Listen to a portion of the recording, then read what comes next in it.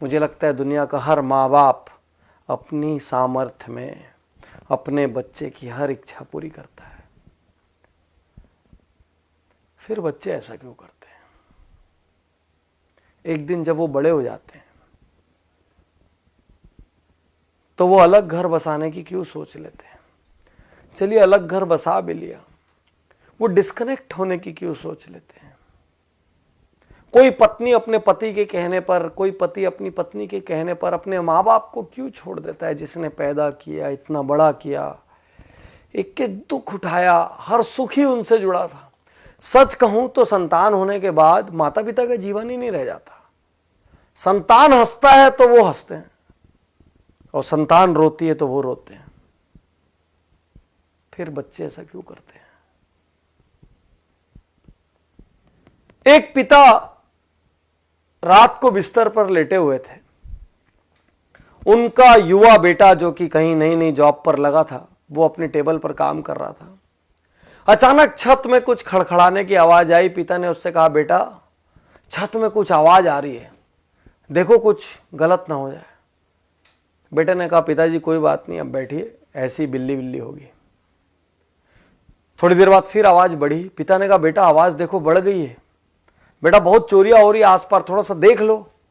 बेटा ने कहा, पिताजी कोई बिल्ली होगी, कोई चूहा हो गया, हवा से कुछ सामान लुढ़क गया होगा, आप सो जाइए। 5 मिनट बाद फिर जोर की आवाज हुई। पिता उठ गए। पिता ने कहा, बेटा देख लेता तो अच्छा होता, कुछ हो ना जाए।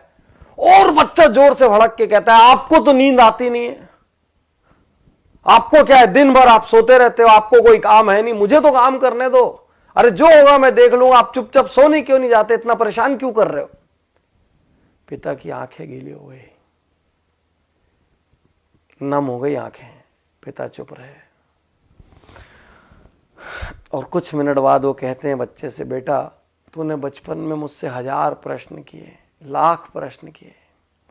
आसमान नीला क्यों होता है, बारिश कैसे होती है, सूरज कैसे उगता है, चंदा मामा में कौन रहता है, गाड़ी कैसे चलती है, पतंग कैसे उड़ती है।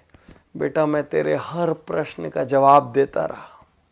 कभी नहीं जानता था तो झूठ मूठ का देता रहा, कभी कहीं से पूछ के देता रहा, कहीं से पता करके देता रहा। बेटा मैं तेरे पर कभी गुस्सा नहीं हुआ कि आसमान नीला क्यों होता है तो तेरे को क्या करना है उससे। बेटा मैंने कभी नहीं कहा, और आज तो मेरी छोटी सी बात से बुरा मान गया। यही तो सच्चाई है दुनिया की। एक संतान के लिए माता पिता अपना हर सुख दांव पे लगा देते हैं। वही संतान बाद में जेनरेशन गैप का नाम दे देती है। वही संतान बाद में कहती है हमारे विचार मेल नहीं खाते।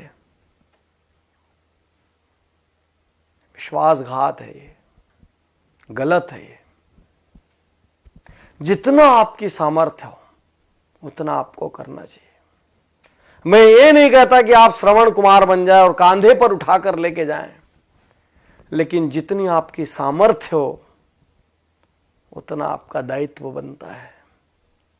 और आपके माता पिता मॉडर्न नहीं है तो संकोच मत करिए। वो मॉडर्न इसलिए नहीं है क्योंकि वो उतने समृद्ध नहीं थे, उनके पास वो लग्जरीज नहीं थी, उनको इंग्लिश बोलना नहीं आता तो शर्म मत करिए, क्योंकि उस समय इंग्लिश मीडियम स्कूल नहीं थे, और थे भी तो उनकी क्षमता नहीं थी।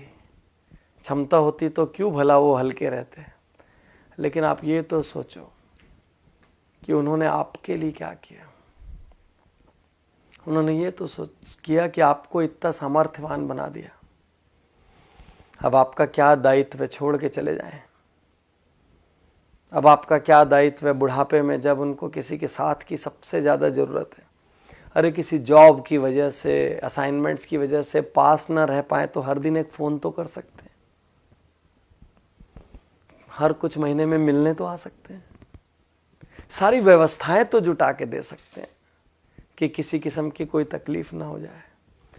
बागबान पिक्चर आपने देखी होगी, मुझे उसमें आज भी अमिताभ बच्चन का एक सीन याद आता है, जब चश्मा बनाने के लिए उनका बेटा कहता है अभी पैसे नहीं है, काम चला लो, और छोटा सा बच्चा पैसे ला के देता है कि पापा पहले, दादाजी पहले चश्मे बनवा लो।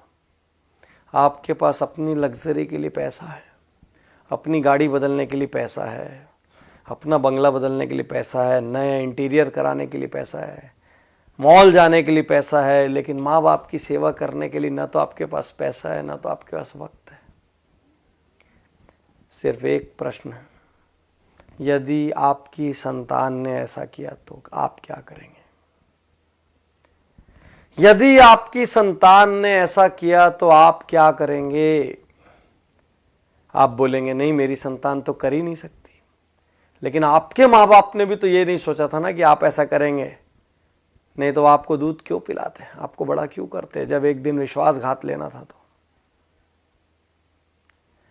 आज आप जो कर रहे हैं ना वो कल आपके साथ भी हो सकता है। सोचिए, गणेश जी ने माता पिता के 3 चक्कर लगा लिए थे और उसी से उनका दुनिया का सारा चक्कर हो गया था। माता पिता हैं ये भी भाग्य की बात है। मैं ज़्यादा जानता हूँ, मेरे पिता का निधन जब मैं बहुत छोटा था तब हो गया था, और जब मैं सामर्थ्यवान हुआ तो मेरी माता का निधन हो गया। मैं सहानुभूति के लिए नहीं कह रहा हूँ, मैं दुर्भाग्यशाली मानता हूँ कि आज मैं जहाँ भी हूँ, जिस मुकाम पर भी हूँ, जितना सक्षम भी हूँ, मेरे घर में कोई बड़ा नहीं है वो बांटने के लिए, और वो कमी खलती है हर पल। आज आपके पास है तो ग्रांटेड मत लीजिए। आप किसी देश में जॉब कर रहे हो, किसी शहर में जॉब कर रहे हो, एक कॉल अपने माँ बाप को कर सकते हैं। 2 मिनट के लिए व्हाट्सएप कम कर दीजिए, उस दिन 5 मिनट के लिए फेसबुक मत देखिए, कर सकते हैं। अपनी सैलरी का कुछ हिस्सा बिना किसी स्वार्थ के आप अपने माँ बाप के लिए रिजर्व कर सकते हैं, बिल्कुल कर सकते हैं, हक है उनका, और उनकी सारी जरूरतें पूरी हो जाएं। मैं ये नहीं कह रहा कि आप सब कुछ अपना छोड़ के कर दें, वो तो संभव नहीं है इस युग में, लेकिन जितनी सामर्थ्य है बिना स्वार्थ के कर सकते हैं। आप पूछ के देखिए। और यदि आपकी संतान ने ऐसा कर दिया ना साथियों, तो याद रखना ये बीज आपका बोया हुआ है।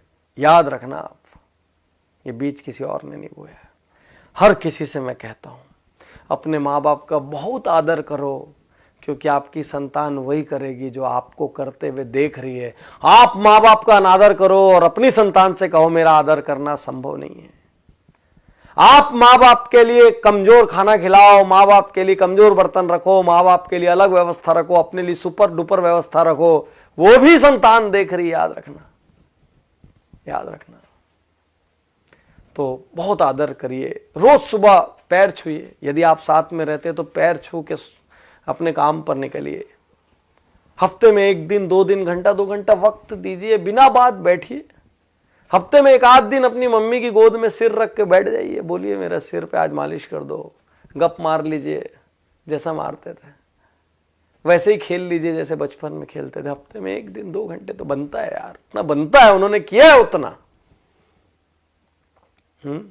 कर सकते हैं, उनकी सुख सुविधा की व्यवस्था कर सकते हैं।